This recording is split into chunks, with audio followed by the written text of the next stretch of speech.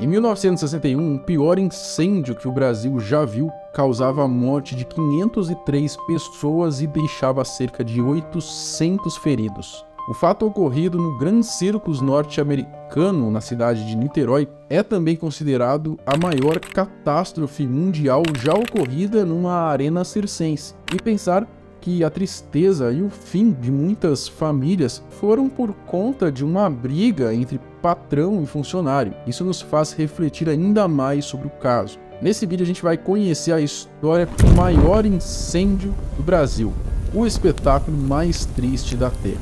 Eu sou o Marcelo Milos, fica comigo, depois da vinheta você já sabe.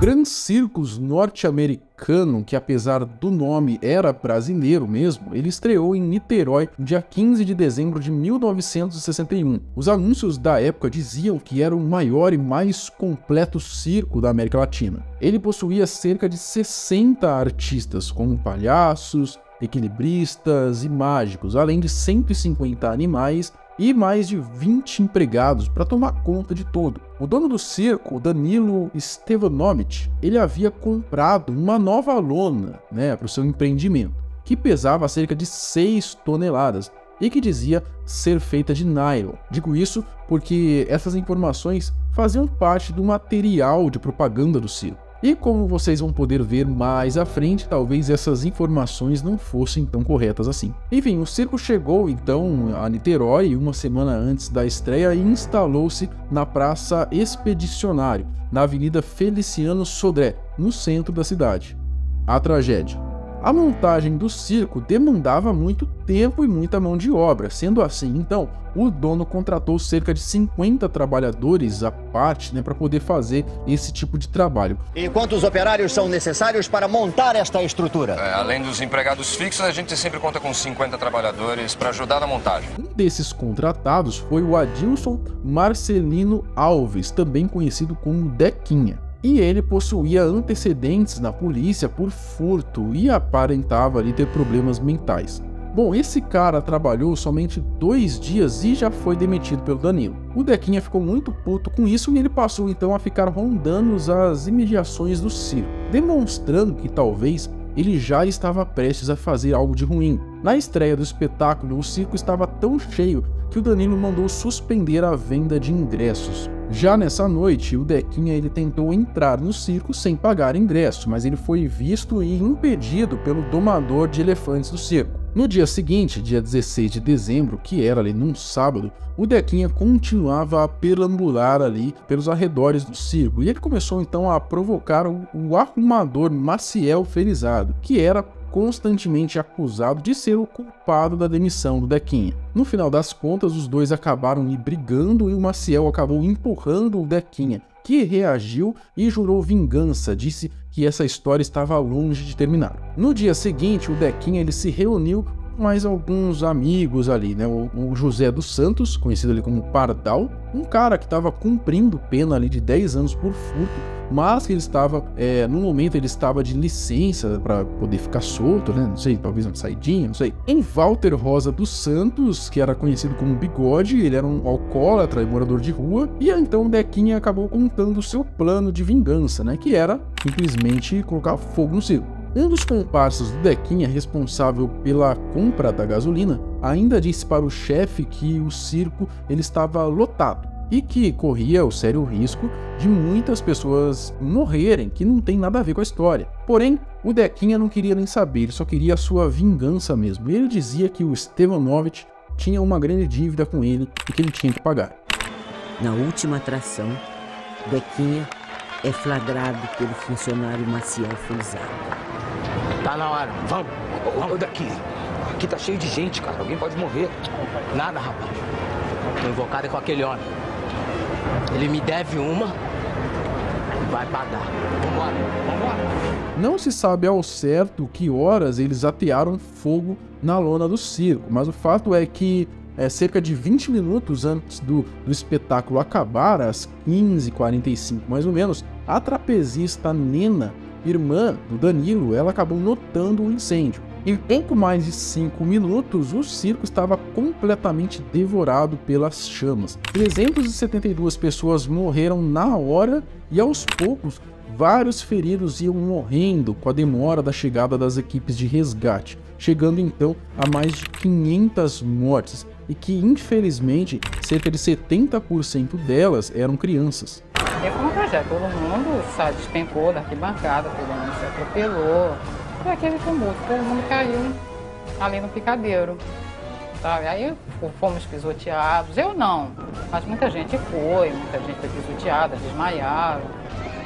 Basicamente, o que ajudou a salvar pessoas, né, com que a tragédia não fosse ainda maior, foi uma elefanta chamada Sema, né, que quando ela viu ali as chamas, ela ficou assustada, acabou destruindo a jaula e com toda a sua força ela arrebentou uma parte da lona para poder fugir, então ela chegou a abrir caminho para que mais pessoas também fugissem.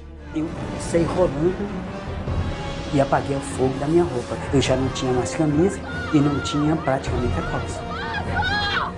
Eu só estava com o lado direito da calça. O lado esquerdo, você mesmo viu, é aquela queimadura e nas pernas em todo canto.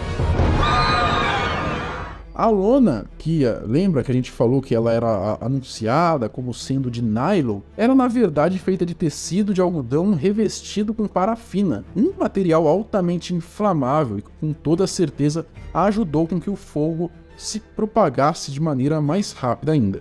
Atendimento às vítimas. Para piorar ainda mais a situação, naquele dia a classe médica do estado do Rio de Janeiro estava em greve. O Hospital Antônio Pedro, o maior de Niterói, ele estava fechado, então você imagina só o caos que estava acontecendo. A população arrombou a porta e os médicos que estavam em greve foram sendo chamados, convocados através da rádio, pelos soldados do Exército Brasileiro, né, os quais compareceram no hospital de imediato. Médicos também de clínicas privadas foram para poder atender no hospital. A dimensão da catástrofe era tão grande que outros circos, né, cinemas, teatros de Niterói, Rio de Janeiro, cidades vizinhas, cancelaram seus shows, seus espetáculos, para poder averiguar se haveria médicos entre o público para que eles fossem então atender as vítimas. Nos dias seguintes, várias personalidades da elite fluminense e brasileira em geral foram até Niterói para poder prestar o máximo de apoio e auxílio às vítimas, entre elas o ex-presidente João Goulart. Para vocês terem ideia do quão pesado foi esse acontecimento, não tinha o número de caixões exatos disponíveis necessários para poder enterrar todas as vítimas fatais. O estádio Caio Martins foi transformado numa oficina provisória para que acontecesse ali uma construção rápida de urnas, né? Foram chamados diversos carpinteiros da região para poderem trabalhar dia e noite. Os cemitérios municipais de Niterói ficaram túmulos esgotados, né? Assim, um terreno ali de roça no município de São Gonçalo, vizinho de Niterói, acabou sendo usado como cemitério improvisado, né, para poder enterrar o restante dos corpos. O palhaço Carequinha, ele ajudou do próprio bolso o financiamento para a construção de um outro cemitério para poder enterrar as vítimas do incêndio, que eram muitas, né, para serem sepultados nos que já existiam. Os mortos eram tantos que carpinteiros voluntários transformaram o estádio Caio Martins numa imensa carpintaria.